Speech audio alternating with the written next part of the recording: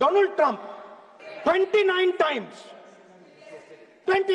he said, 29 बार उन्होंने बोला कि भैया मैंने सीज फायर करवाया है।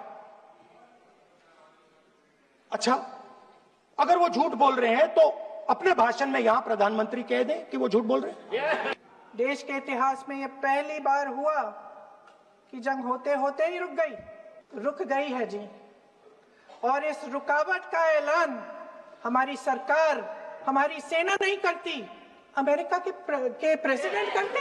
सम्मान के खिलाफ राष्ट्रपति ट्रंप की बात मोदी जी क्यों चुप बैठे हैं? नरेंद्र मोदी को शर्मिंदगी का सामना है और इंडियन ओपोजिशन उनसे रोजाना बार बार सवाल पूछ रही है कि आपने सरेंडर क्यों किया, बल्कि उनको सरेंडर मोदी का खिताब अब मिल चुका है। दूसरी जानिब हर गुजरता दिन मोदी सरकार के लिए एक नया धचका भी सामने लेकर आ रहा है। एक तरफ इंडिया की ओपोजिशन जमातें उन्हें आड़े हाथों में ले रही हैं, दूसरी जानिब बैनुल-अक़वामी सतह पर भी मोदी को अमेरिका की जानिब से हजीमत का सामना करना पड़ा है। सदर डोनाल्ड ट्रंप ने इंडिया पर 25% टैरिफ आयद करने का ऐलान कर दिया है, जबकि रशिया से मुसलसल फौजी साजो सामान और तेल की खरीदारी पर भी इंडिया पर जुर्माना आयद किया है। अमेरिकी सदर ने ट्रुथ सोशल पर अपने अकाउंट में की गई पोस्ट में इंडिया पर 1 अगस्त से 25% टैरिफ आयद करने का किया। Over the years, but now I'm in charge, and you just can't do that. That they are going to pay 25%. तो नाज़रीन इस पर बात करेंगे, इसका what does that mean. Doctor Abid Qayyum Suleri साहब हमारे रेगुलर मेहमान हैं, मारूफ कॉलमिस्ट हैं, एसडीपीआई के सरबराह हैं।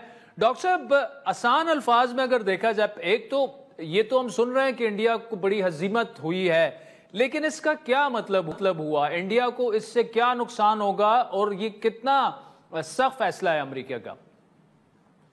जी बहुत शुक्रिया। देखिए, इस वक्त बायलैटरल मीटिंग जो है वो चल रही हैं अमेरिका की और दुनिया की मुख्तलिफ मईशतों की, इंक्लूडिंग पाकिस्तान। उनमें से कुछ जो है उस पर तो एक फेवरेबल फैसला आ गया। फॉर एग्जांपल, यूरोपियन यूनियन के साथ अमेरिका ने 15% टैरिफ जो है वो लॉक कर दिया।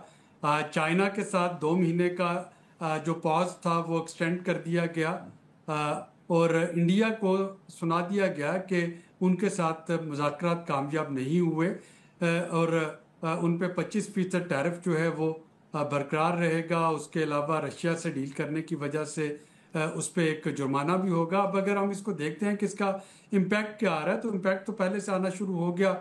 सबसे पहले तो इम्पैक्ट आया जब प्रेसिडेंट ट्रंप ने आईफोन जो हैं, जो कि इंडिया से बन के अमेरिका पे आ रहे थे, तो उन्होंने बहुत कैटेगोरिकली ये बता दिया, और आईफोन के जो मालिकान हैं उनको भी ये मैसेज दे दिया गया सीईओ को कि जी हम आपको इतनी फेवर्स दे रहे हैं, और अगर आप इंडिया से लेके आएंगे बनाए हुए या वहाँ पे इन्वेस्टमेंट करेंगे तो उस पर ड्यूटी भी होगी और उनको पेनल्टी भी पड़ेगी।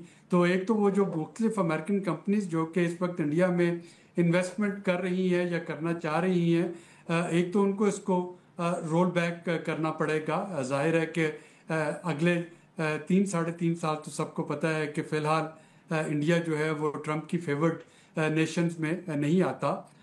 दूसरा, आपने जो इब्तदाइया में वो जो क्लिप सुनवाया, जो प्राइम मिनिस्टर मोदी की जो खामोशी है वो बजाते खुद एक चैलेंज है ट्रंप के बयानिए को जो वो कर रहे हैं।